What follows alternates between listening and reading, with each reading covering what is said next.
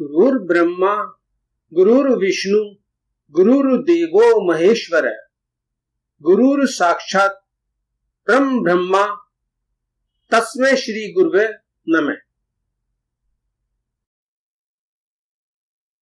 नमस्कार मित्रों, मैं जेपी कुमार आपका स्वागत करता हूँ वास्तविक ज्ञान विद्यापीठ। हमारे विद्यापीठ में ज्योतिष, वास्तु, एस्ट्रोवास्तु और सामुद्रिक शास्त्र सिखाई जा रही है। आइए इस वीडियो में हस्तरेखा शास्त्र सीखें, जो कि सामुद्रिक शास्त्र की एक शाखा है।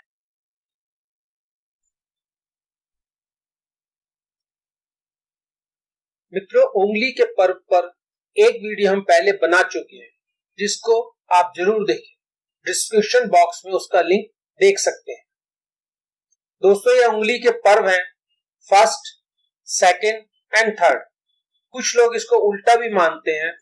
हम आज की वीडियो में जो जानकारी दे रहे हैं उसको समझने के लिए आपको पर्व के क्रम को ठीक से जानना भी जरूरी है कि हम यह बात किस पर्व के संदर्भ में कह रहे हैं। हम जब भी उंगलियों के पर्व की बात करेंगे तो इस प्रकार ही करेंगे, फर्स्ट, सेकंड एंड थर्ड। आप इसको इसी क्रम में समझना।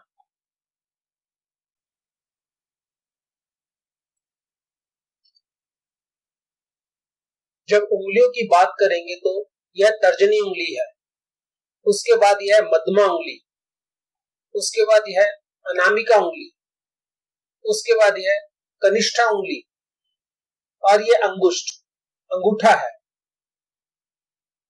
आप इसको भी याद कर लें। हिंदी में इन उंगलियों को इन्हीं नामों से पुकारते हैं।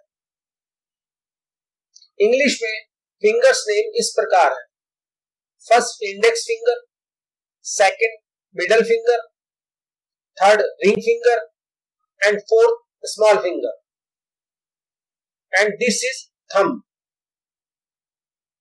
इंग्लिश में केवल इंडेक्स फिंगर को याद करना है। मिडल फिंगर तो मिडल में होती ही है, दो उंगली बाद में और एक उंगली पहले, साथ अंगूठा तो दो पहले दो बाद में। तीसरी फिंगर रिंग फिंगर कहलाती है, क्योंकि अंग्रेजों की शादी अंगूठी पहनाकर होती है, जो इसी फिंगर में पहनाई जाती है, इसलिए यह रिंग फिंगर। और आजकल हमारे यहाँ मंगनी में इसी उंगली में अंगूठी पहनाते हैं। उसके बाद स्मॉल फिंगर, जो कि सबसे छोटी उंगली होती है। आखिर में बचा अंगूठा, जिसको थंब कहते हैं।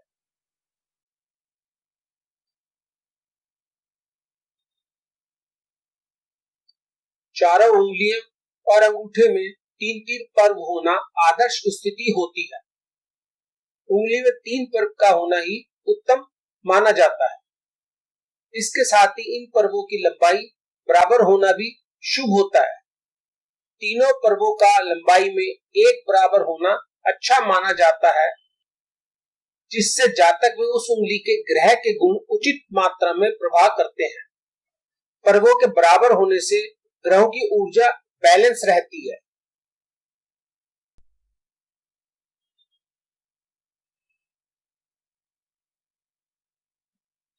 लेकिन जब किसी उंगली में चार पर्व, या यह कहना उचित होगा कि उंगली के किसी पर्व में अगर कोई और पड़ी रेखा, हॉरिजॉन्टल लाइन, समानांतर रेखा होगी, तो यह अतिरिक्त रेखा शुभ नहीं होती। यह रेखा उस पर्व के महत्व को घटाती है, कुछ अशुभ प्रभाव देती है। यह एक्स्ट्रा लाइन किसी भी उंगली के किसी भी पर्व में हो सकती है। यह एक्स्ट्रा लाइन एक उंगली में या कई उंगलियों में हो सकती है। यह एक्स्ट्रा लाइन जिस भी पर्व में होगी, उस पर्व के गुण को समाप्त कर देगी या उसके फल को कम कर देगी।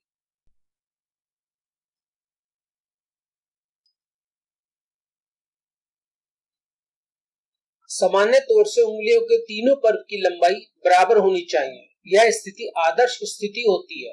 लेकिन जब एक पर्व की लंबाई दूसरे पर्व से ज्यादा होती है, तब इस स्थिति में जिस पर्व की लंबाई ज्यादा होगी उस पर्व का प्रभाव अधिक होगा, और जिस पर्व की लंबाई कम होगी उस पर्व के गुणों में कमी आ जाती है।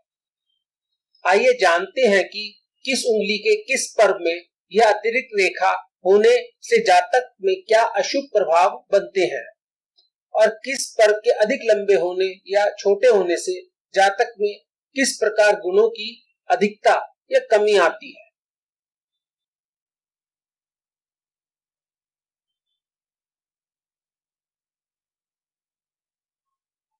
उंगली का पहला पर्व सोच मतलब विचारों को दर्शाता है। किसी भी जातक के हाथ की अनामिका रिंग फिंगर का फर्स्ट पर्व जातक की लेखन कला को बताता है। जब इस अनामिका रिंग फिंगर उंगली के पहले पर्व की लंबाई बाकी दोनों पर्व से अधिक हो तो व्यक्ति लेखन कला में दक्ष होगा, निपुण होगा, एक्सपर्ट होगा। वह समझता है कि किस प्रकार अपने लेखन से वह अपने रीडर्स की रुचि बनाए रख सकता है। लेकिन इस पर्व के अधिक लंबा होने के कारण जातक में घमंड आ जाता है। वह सोचता है मेरी लेखन कला बहुत रोचक है, इंटरेस्टिंग है और मैं इसमें निपुण हूं। मैं जो भी लिखूंगा मेरे रीडर्स उसे बहुत पसंद करेंगे। इसी कारण वह जातक कई बार बहुत ही गहरी बातें लिखता है। मतलब कुछ शब्द, कुछ वाक्य ऐसे होंगे जो साधारण जनता की समझ नहीं आते, जिससे उस जातक के रीडर्स में कमी आ जाती है और जातक को इससे हानि होती है।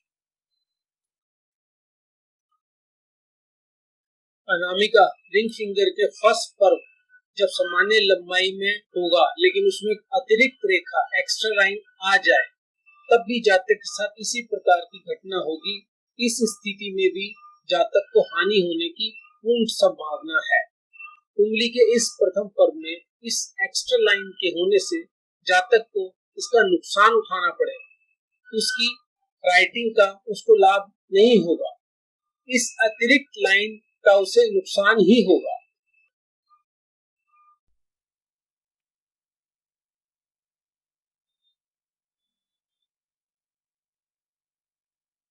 अनामिका रिंग फिंगर उंगली का दूसरा पर्व शारीरिक क्रियाओं को दर्शाता है। किसी भी जातक के हाथ की अनामिका रिंग फिंगर का सेकंड पर्व जातक की शारीरिक क्षमता को दर्शाता है, जातक की शारीरिक चुस्ती फुर्ती को बताता है। पहले पर्व के आधार पर जातक के मस्तिष्क में विचार आते हैं, वह सोचता है और दूसरे पर्व के गुणों के अनुसार जातक कितना कठिन परिश्रम कर सकता है उसे बताता है, जिससे वह अपने विचारों के अनुरूप कार्य कर सके और अपने विचारों मतलब मस्तिष्क को संतुष्ट रख सके कि जो सोचा वह कर पाया। पहले पर्व की लंबाई सामान्य है या अधिक है, इस स्थिति के अनुसार मस्तिष्क में जो विचार उत्पन्न हुए उन विचारों को लेख के रूप में अपने रीडर्स के सामने प्रस्तुत करने में जातक को अपने हाथों और शरीर के साथ की आवश्यकता होती है। अगर यह दूसरा पर्व सामान्य है तो जातक लेखन का काम अपनी पूरी ताकत से करेगा और समय से पहले कर सकेगा। और यदि यह दूसरा पर्व अधिक लंबा है या छोटा है या इस पर्व में भी अतिरिक्त पड़ी रेखा हॉरिजॉन्टल लाइन है तो लेखक का काम पूर्ण नहीं हो पाएगा या समय अधिक लगेगा, जिसके कारण जातक को लाभ नहीं मिल पाएगा।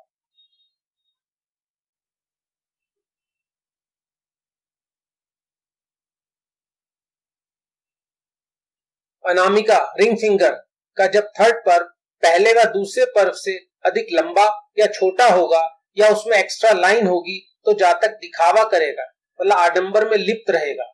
जातक दिखावा करेगा कि मैं कितना बड़ा लेखक राइटर हूँ, देखो मेरे कितने रीडर हैं, कितने लोग मुझे पूछते हैं, मेरा लेखन की दुनिया में कितना ऊंचा स्थान है। जातक के इसी आडंबर के कारण लोग उससे दूर होते चले जाएंगे और अंत में उसको अपनी इस आदत के कारण हानि होगी।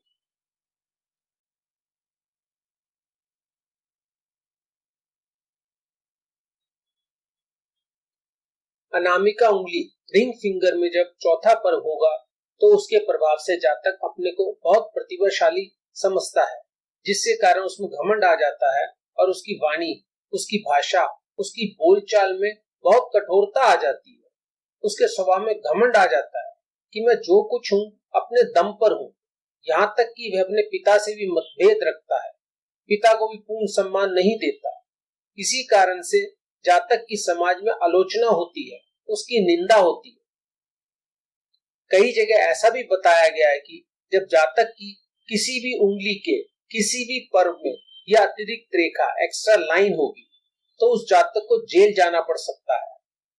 और ऐसा भी कहा गया है कि जातक के स्पाउस पति है तो पत्नी, पत्नी है तो पति की मृत्यु हो जाती है।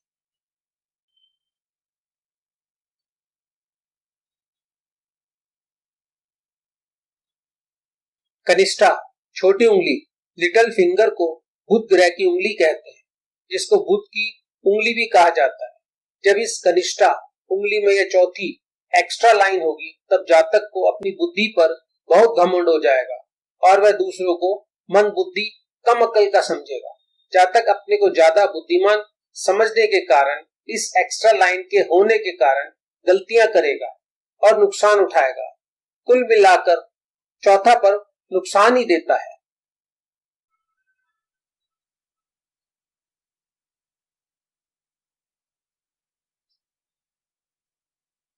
मध्यमा मिडिल फिंगर, जिसको शनि की उंगली कहा जाता है, जब इस मध्यमा उंगली में यह अतिरिक्त एक्स्ट्रा लाइन होगी, यह एक्स्ट्रा लाइन किसी भी पर्व में क्यों ना हो, जातक को भ्रम हो जाता है कि मेरी तो बहुत कमाई है, मेरी दूसरे लोगों से ज्यादा इनकम है, क्योंकि इस मध्यमा उंगली जो कि शनि ग्रह की उंगली कहते हैं और शनि को हस्तरेखा शास्त्र पामिस्ट्री में धन का कारक मानते हैं, और इस शनि की उंगली में अतिरिक्त रेखा होने के कारण जातक किसी को भी अपनी कमाई में अपने बराबर नहीं समझता, सबको अपने से छोटा समझता है। अपने घमंड के कारण जातक समाज में सभी लोगों से दूरी बनाकर रखता है, किसी की भी दुख तकलीफ में शामिल नहीं होता।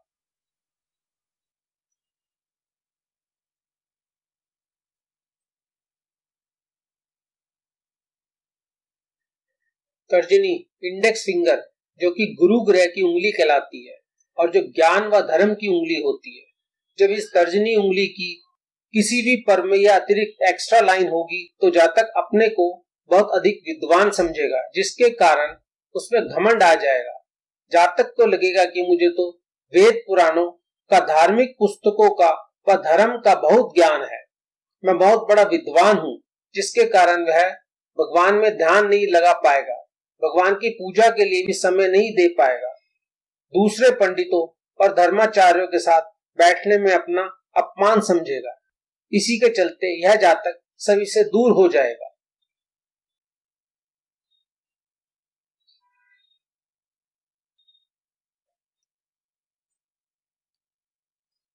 मित्रों, एक बार फिर से मैं आपको कहना चाहूंगा, जब भी किसी जातक के हाथ की किसी भी उंगली में यह अतिरिक्त रेखा एक्स्ट्रा लाइन देखे या किसी भी जातक के हाथ में किसी भी उंगली का कोई भी पर्व दूसरे पर्वों से बड़ा या छोटा हो तो हस्तरेखा शास्त्र पामिस्ट्री में यह दोष माना गया है।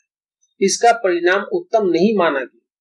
इसके होने पर जातक को हानि होगी, लेकिन बहुत शांति से संपूर्ण हाथ की जांच करने के बाद शांति से पूरे हाथ को अगेन चेक कर ले, उसके बाद ही जातक को विवेचना करें, अपनी सलाह दे, सलाह भी आसान और सीमित शब्दों में।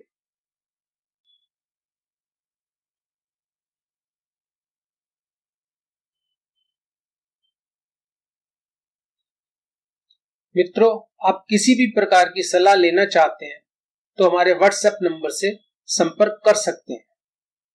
हम पूरा प्रयास करेंगे कि आप समस्या मुक्त हो जाएं। धन्यवाद। मिलते हैं नेक्स्ट वीडियो में।